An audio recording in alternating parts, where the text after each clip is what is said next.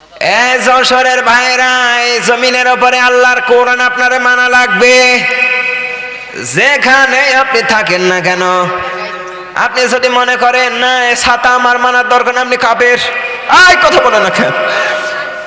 বাংলাদেশের জমিনে আমরা একটা সুযোগ আজকে পেয়েছি, যেই সুযোগটা আমরা হাত ছাড়া করতে চাই না। আল্লাহ রাব্বুল আলামিনের কাছে দোয়া করে দেয়, আল্লাহ এ বাংলাদেশের জমিনের কোরআনী রাজ তুমি এই বর্তমান সময়ে কবুল করে নাও। আল্লাহ এই সুযোগ কিন্তু বারবার দেয় না, একবারই দেশে দিয়েছে। কথা বলে না কেন? এরপরে অনেকে উল্টা পাল্টা কথা বলে। আপনি কোন কারণে উল্টা পাল্টা বলেন? বলেন।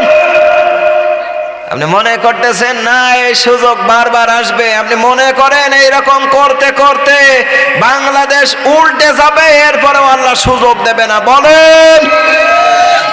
সম্মানিত ভাইরা, আপনারা যারা কোরআনের মাহফিলে এসেছেন, আল্লাহর কাছে দোয়া করছি, আল্লাহ আমারে আপনারে সবাইরে কবুল করুক। আমিন পড়েন। প্রিয় যশোরবাসী, এই তাফসীরের ময়দানে বাংলাদেশে অনেক দিন ধরে আমরা দেখেছি অনেক মানুষেরা এসেছে, তাফসীরের মাহফিলগুলা হঠাৎ হঠাৎ বন্ধ করে দিয়েছে। কথা বলে না কেন?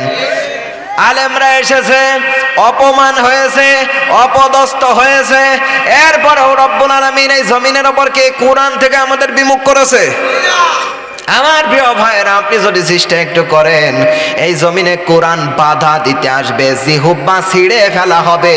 মুমিনের গায়ে এক ফোঁটা রক্ত থাকতে কোনো বেঈমানের বাচ্চায় বাংলাদেশে কোরআনের বাধা দিতে পারে না।